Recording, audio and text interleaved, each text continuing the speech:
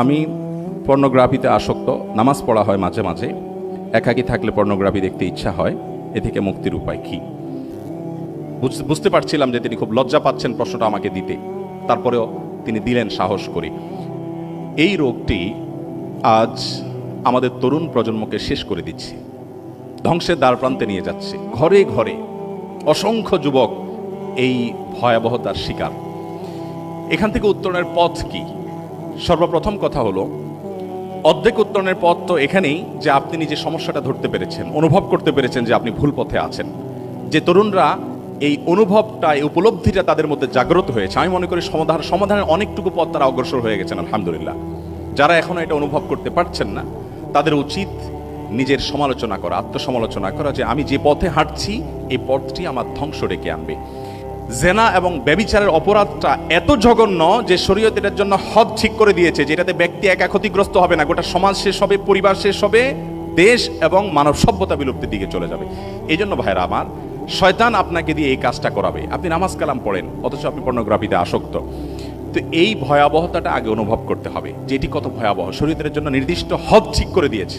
এটা থেকে বাঁচার জন্য আমি সংক্ষেপে শুধু কারণগুলো বলে ফেলছি। নাম্বার এক নম্বর কারণ, উপায় হলো যে আপনার একটা অপারেশন চালাতে হবে নিজের বিরুদ্ধে।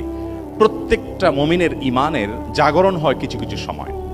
ইদা হাব্বাত রুহুল ঈমান ও রিহুল ঈমান, যখন ইমানের হাওয়া বাতাস ভেতরে বইবে, আপনি অনুভব করবেন, আপনি তখন সিদ্ধান্ত নিতে হবে, একটু কঠিন সিদ্ধান্ত, যে আমার মোবাইলটাকে আমি ফরম্যাট দিয়ে দিব, আমি বাটন ফোনে চলে যাব মাত্র 3 মাসের জন্য। এই প্রেসক্রিপশনটা আমি দিচ্ছি, মাত্র 3 মাসের জন্য আপনি বাটন ফোনে চলে যান। আপনি কোনো স্মার্টফোন রেখেন না হাতে। একটা লম্বা সময় যদি আপনি এভাবে অভ্যস্ত হন, ইনশাআল্লাহ আমি দায়িত্ব নিয়ে বলতে পারি আপনার এই বদভ্যাসটা দূর হয়ে যাবে ইনশাআল্লাহ। আমার অনেক তরুণ বন্ধুরা আছে যারা মনে করে, না আমি বোধহয়, অনেকে আছেন মাস্টারবেশনে অভ্যস্ত হয়ে গেছেন, অনেকে আছেন যে পর্নোগ্রাফি দেখা অভ্যস্ত হয়ে গেছেন, বাঁচেন না এটা ছাড়া। তিনি মনে করেন যে আমি এটা ছাড়া টিকতে পারবো না।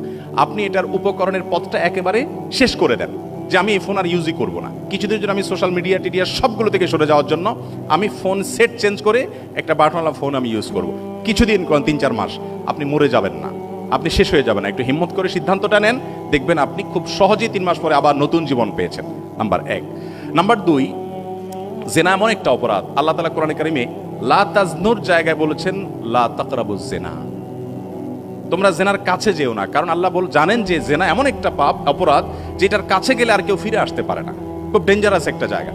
এই জন্য কাছাকাছি যাওয়া থেকে বেঁচে থাকতে হবে। ইসলাম কেন পর্দার কথা বলেছে, কেন নজর হেফাজত করার কথা বলেছে? আজকে আমাদের তরুণ বন্ধুদের মধ্যে, কলেজ ইউনিভার্সিটির অনেক বন্ধুদেরকে আমরা দেখি যে তারা যুদ্ধ করেন রীতিমতো, গোটা পরিবেশের সাথে তারা লড়াই করেন, সংগ্রাম চালান নিজের ঈমানকে হেফাজত করবার জন্য, নিজের আমলকে, তাকওয়াকে রক্ষা করবার জন্য। এই মানুষগুলোই আল্লাহ রাব্বুল আলামিনের খাতায় মুত্তাকি হিসেবে বিবেচিত। এই যে প্রচেষ্টা ইসলাম করতে বলেছে, কেন? কারণ ইসলাম জানে, যদি কেউ নিজের নজরকে হেফাজত না করে, তাহলে জেনাল আইনে আন নজর, চোখের দেখাটা হবে জেনার প্রথম পদক্ষেপ।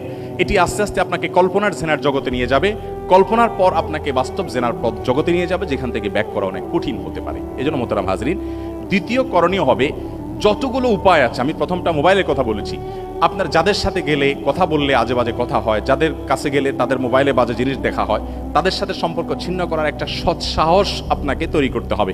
কিছুটা অসামাজিক মনে হবে, কিছুটা কঠিন হবে, কিন্তু এই সিদ্ধান্ত আপনাকে নিতেই হবে বাঁচার জন্য। নাম্বার 3, আপনি নির্জনতা এবং একাকিত্ব পরিহার করে চলবেন। যথাসম্ভব ম্যাচে থাকলেও কয়েকজন মিলে থাকবেন। একাকি রুমে আছেন, দৌড়ে বের হয়ে যান, যেন সাপ আছে সেখানে।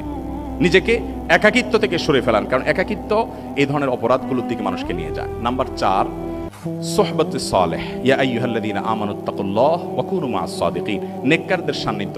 একটু আগে যে আপনারা যে হাদিস শুনেছেন মওলানা শরীফ মোহাম্মদ হাফিজাহুল্লাহর কাছ থেকে, যে যুবক এসে নবী করিম সাল্লাল্লাহু আলাইহি ওয়াসাল্লাম জেনা করতে চেয়েছে, নবী করিম সাল্লাল্লাহু আলাইহি ওয়াসাল্লামের সান্নিধ্যে আসার পর, বসার পর, জেনা করার আগ্রহ তার অন্তর থেকে সমূলে শেষ হওয়ার পর সে উঠে গেছে। এবং সে উঠার আগে রীতিমতো তার যে আপনার সাক্ষাৎকার সে দিয়েছে, যে আমার মধ্যে জেনা করার যে আকাঙ্ক্ষা ছিল, সে আকাঙ্ক্ষা আর নাই, সেটা দূর হয়ে গেছে। আরেকজন নবী করিম সাল্লাল্লাহু আলাইহি ওয়াসাল্লামের সান্নিধ্যে এসেছেন, জেনা করে এসেছেন, ইয়া রাসূলুল্লাহ আমার উপর আপনি হদ কায়েম করুন।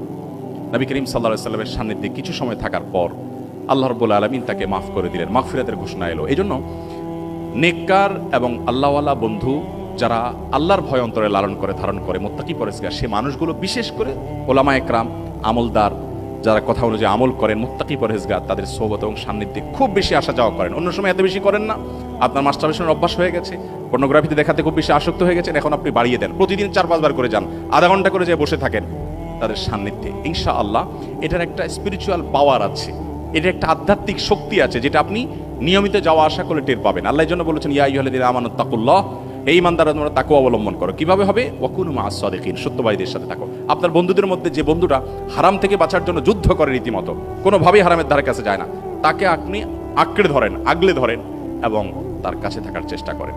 এভাবে চতুর্মুখী প্রচেষ্টা যদি হয়, ইনশাআল্লাহ সর্বশেষ প্রচেষ্টা হলো আল্লাহর কাছে দোয়া করা, পানাহ চাওয়া, একান্তে চোখের পানি ফেলা। আল্লাহ আমি পারছি না, আপনি আমাকে হিম্মত দিন এবং সাহস যোগান। আল্লাহ তাআলা আমাদের তরুণ ভাইদেরকে সকল কুপথ থেকে, বিপদ থেকে, বিভ্রান্তির বেড়াজাল থেকে এবং গিরিপথ থেকে বাঁচিয়ে হেদায়েতের আলোকোজ্জ্বল পথে আমাদেরকে পরিচালিত করুন।